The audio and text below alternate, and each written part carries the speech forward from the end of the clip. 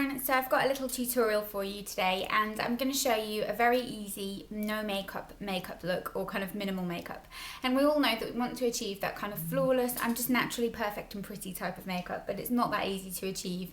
And I've used some products that are very, very important in creating this look. Try and stick to kind of creams rather than powders, because they do help to create that kind of natural finish. And you want to go for a really nice lightweight foundation.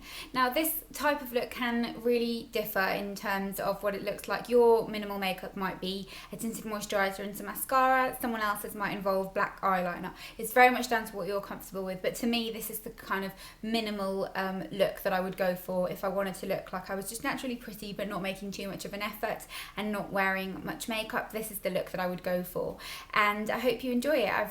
I've listed all the products down below, and I'm going to show you my real no makeup face now. Start off with, this is what my real no makeup face looks like, and you can see I've kind of got quite a bit of redness on my skin. I've got pigmentation on my nose and on my cheeks. I've got a nice little blemish coming out here, and my skin's just generally not that fantastic. It's not terrible, but it's not great in terms of the tone of it. So I'm going to start off with foundation, and when you're choosing foundation, you want to choose something that's really light but that still will give you that kind of beautiful finish. And what I've been loving lately is the L'Oreal Nude Magique Eau de Teint, I think that's how you pronounce it. Really light coverage but gives a really beautiful finish, and you need to make sure you give it a really good shake before you start using it. So shake it really, really well, and then start to just apply it. I've got it in the shade 150 Nude Beige, and this is a nice match for me, but because it's quite sheer in texture, you can kind of get away with the colour not being perfect. And just start applying it where you feel like you need it. You can see that the texture of it is very, very light. It's not a very kind of thick foundation. It's very, very liquid. So I'm going to use a brush. This is the Zoeva Grand Stippling brush. You could just use your hands. You get a kind of very natural finish with your hands, but this is just such an easy foundation to blend. It practically blends itself. Once you've got the colour right, you kind of really don't need to do much work, and it just kind of disappears into the skin. It's kind of a little bit annoying to apply because you don't have a pump or anything, so you have to just kind of drag it out, but I like to just make sure that I've got a nice even coverage everywhere, and I don't try and kind of cover everything with it because this isn't that type of product. You're not going to get kind of that flawless finish with this because it hasn't got that amount of coverage. So just put it kind of all over just to start giving yourself a nice base. I know someone's going to ask why I don't put it on my forehead, but it's generally because it breaks me out, and I don't think you should put coverage just for the sake of putting it. So just put it where you need it. You don't have to kind of apply it all over. And lately I've been finding that my skin has just been being so red that I kind of just need to concentrate it on kind of my chin and nose area more so than anywhere else. So that's kind of it for foundation. It kind of smells strange. It's got a little bit of an artificial smell, but nothing too bad. So I just kind of stipple that in all over and make sure I've got a nice thin covering of it. So that's it. You can see my skin just looks a little bit better, but it still looks very, very natural. Then for concealer, I'm going to just apply a little bit of face concealer first, and I'm going to use the 17 Stay Time Concealer, just because this is a nice one for kind of touching up any areas on your face that may need a bit of concealing. So I've got a few little blemishes here. I keep getting little breakouts on my chin. And just kind of anywhere that you feel like you need that little bit of extra coverage. My skin's just been kind of having sort of some hormonal breakouts lately, and I've been very, very stressed as well, and my skin just reacts badly to that. So I'm just using a little buffing brush. This is the Zoeva Concealer Buffer Brush, just to kind of buff away any problem areas. Then I'm going to go ahead and apply some under eye concealer, and for under eyes don't use anything too cakey. I've been loving the Miner's Fresh Face Concealer just because it's very, very light and it gives you that kind of pretty awake look, but it's not too cakey looking. So I've just been applying this kind of all over. You do need quite a generous amount because the coverage of this isn't that fantastic. And then with the same little buffing brush, just buff this all over. Really get it into where you're the most dark. And then with your finger, just press it, because that helps to kind of, again, give that really pretty natural finish.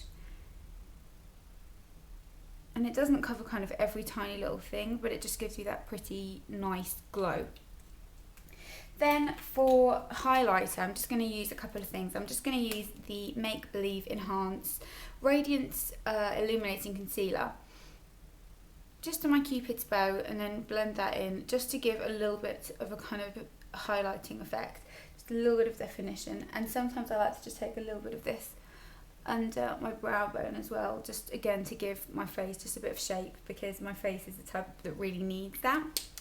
Then using cream products, it's important to kind of remember that you want to create that kind of pretty finish, but you don't want anything that's going to be too in your face and kind of obvious, which is why cream products are great. But don't powder if you're going to use cream products. It's very important you make sure you're kind of using cream products before you're powdering. So I'm going to use a cream bronzer. This is the 17 Instant Glow cream bronzer, and I'm using this on the Real Techniques contour brush, and I'm just going to take a small amount of this. It's quite pigmented, so you don't need too much.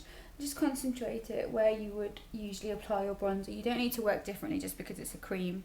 Just kind of on your temples, the kind of cheekbone area. I'm not doing a proper contour, I'm just kind of giving my face a little bit of a glow. Because like I said, it's kind of minimal makeup, it's not your kind of usual really obvious face. So that's it for bronzer. And then for blusher, I've been really loving this one by Benefit lately, and this is the Benefit Lolly Tint, which is another addition to their kind of Benetints and Posy Tint and Cha Cha Tint and all of those types of products. Really beautiful kind of lilac-y pink colour. And the thing with this is it's a stain, so you do need to work very quickly and kind of tap it into your cheek area. And I'll show you what I like to do. It's kind of like a cream rather than a liquid, which makes a nice change. So I'll just apply 3 strokes on the tops of my cheekbone, and then with my finger just very quickly blend it in. And you want to do this before you powder, because otherwise it kind of breaks down a little bit strangely. So you can see it doesn't add too much colour. And then I like to just go ahead and apply a little bit more and really build it up, because once you've applied too much of this product, you can't then take it away, and that's something that you really want to remember with these types of products. It's very easy to kind of overdo it, and you have to really find a way that makes them work. So that's my cheeks done. I'm going to go ahead and just do the same to the other cheek. You want to just, like I said, work really quickly. You can do this with a brush, but I've just found that it's easier with your hands and it kind of breaks down a little bit nicer. So just really blend that in nicely. There we go.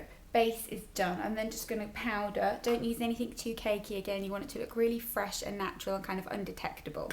So I'm going to use the Miners Fresh Faced Powder. Just a light dusting of this, just to set everything in place. And because we've used cream products, you don't want them kind of sliding around. So don't kind of press it too hard. Just give a light dusting of powder, and then we can move on to the now I'm going to just attend to my brows. And if you've got kind of nice brows, you don't have to really fill them in, but I just don't feel like myself if my brows aren't slightly filled in.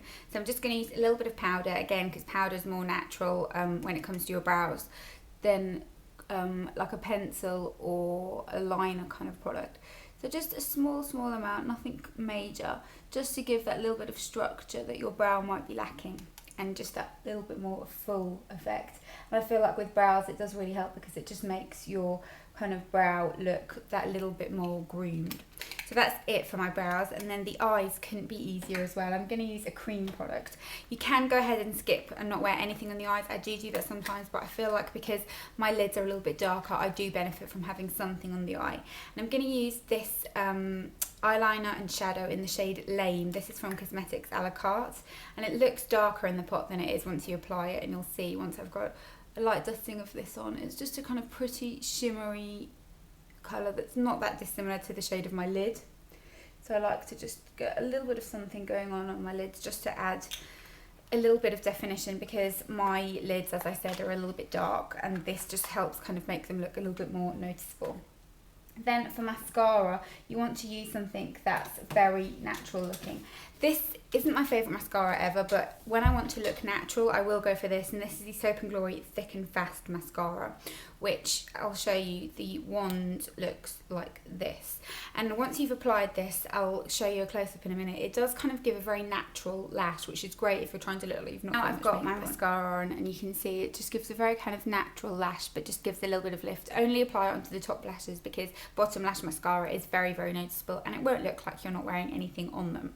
Then, last but not least, lips. I'm going to slightly line my lips just because my lips really need it, and this is a total basic step for me. If you don't ever normally do this, totally skip this step. It's not something that's a must. But I'm just using this nude lip liner. This is from Essence, and it's called In the Nude.